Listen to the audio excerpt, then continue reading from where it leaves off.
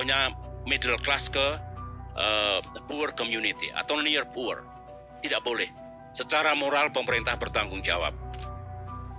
Pernah nggak sih kamu bertanya-tanya dari mana pemerintah dapat uang untuk pembangunan jalan, sekolah, atau bantu masyarakat saat krisis? Nah, semua itu sebenarnya diatur lewat kebijakan fiskal. Di video ini kita akan bahas cara pemerintah mengatur uang negara dan penjelasan mengenai ruang fiskal. Selamat datang di channel Ketua Umum. Kebijakan fiskal pada dasarnya adalah cara pemerintah dalam mengelola anggaran negara. Terdapat dua elemen utama kebijakan fiskal. Yang pertama adalah pengeluaran pemerintah, yang kedua adalah pendapatan pemerintah. Agar lebih mudah dimengerti, berikut analogi sederhana tentang kebijakan fiskal. Bayangkan dunia ekonomi seperti sebuah perjalanan di jalan raya. Rakyat adalah penumpangnya, sedangkan pengemudinya adalah pemerintah. Lalu, jika bus ini mau jalan, maka harus diinjak pedal gasnya.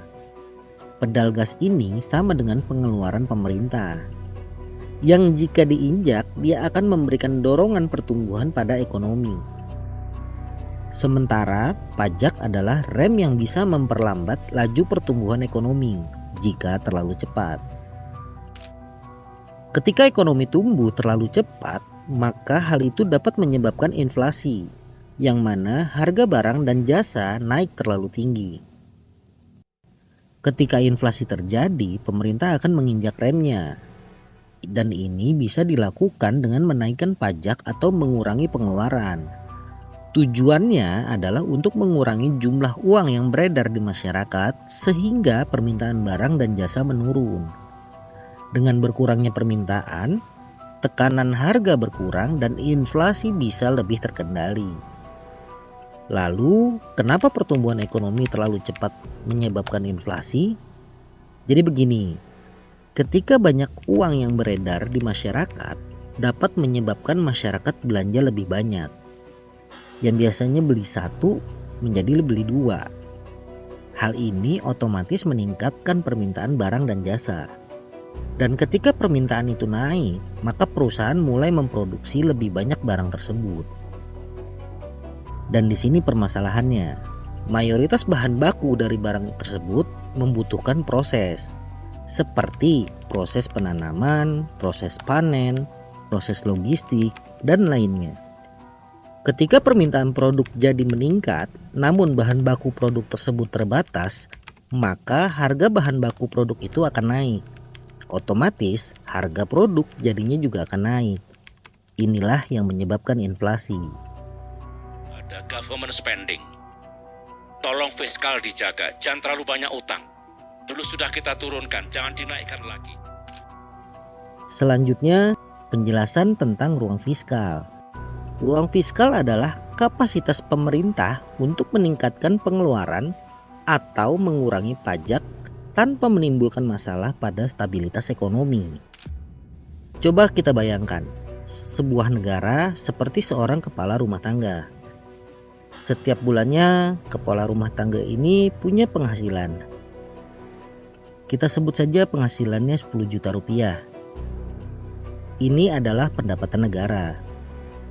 Dari uang yang dia terima, setiap bulannya dia harus membayar berbagai macam kebutuhan utama. Misalnya, untuk alokasi makan 3 juta rupiah per bulan. Untuk listrik 1 juta rupiah. Biaya sekolah anak anggaplah 500 ribu rupiah. Bayar kontrakan 1,5 juta rupiah. Dengan total 6 juta rupiah ini kita sebut sebagai pengeluaran pemerintah. Selisih dari pendapatan 10 juta rupiah dikurangi dengan pengeluaran 6 juta rupiah sama dengan 4 juta rupiah. Ini yang disebut dengan ruang fiskal. Jadi ruang fiskal adalah ruang yang tersisa setelah pendapatan dikurangi oleh pengeluaran. Jadi, jika ruang fiskal ini besar, negara bisa membiayai lebih banyak proyek, subsidi, atau bantuan sosial untuk meningkatkan pertumbuhan ekonomi. Tetapi apa yang terjadi jika pengeluaran lebih besar dari pendapatan? Kepala rumah tangga tadi terpaksa meminjam uang. Inilah yang terjadi ketika negara mengambil hutang. Saat sebuah negara berhutang, otomatis ruang fiskal akan menyempit. Karena di bulan-bulan atau tahun-tahun berikutnya, sebagian besar penghasilan harus digunakan untuk membayar kembali hutang beserta bunganya. Ini sama seperti seseorang yang harus membayar cicilan pinjaman dan uang yang bisa digunakan untuk keperluan lain menjadi lebih sedikit. Jadi semakin banyak hutang yang diambil oleh pemerintah, semakin kecil ruang fiskal yang tersisa untuk belanja lainnya. Karena sebagian besar uangnya habis untuk membayar hutang.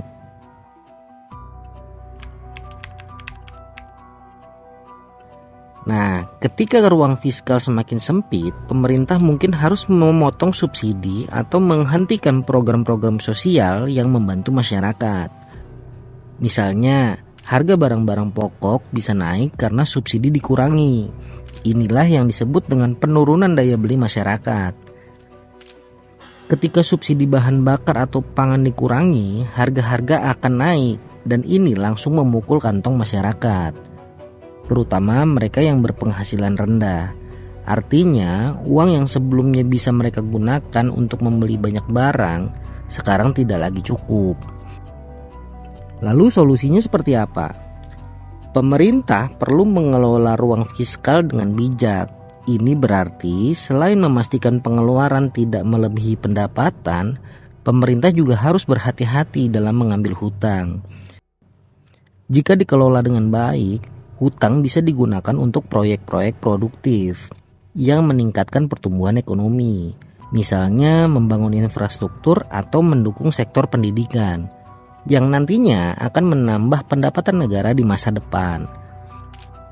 Dengan cara ini, ruang fiskal tetap terjaga dan daya beli masyarakat juga bisa dilindungi. Jadi, ruang fiskal adalah seberapa banyak ruang yang dimiliki oleh pemerintah setelah membayar semua pengeluarannya. Ketika hutang terlalu banyak, ruang fiskal mengecil dan dampaknya bisa dirasakan oleh kita semua dengan menurunnya daya beli. Terima kasih sudah menonton, semoga penjelasan ini membantu kalian memahami topik yang mungkin sebelumnya terasa rumit.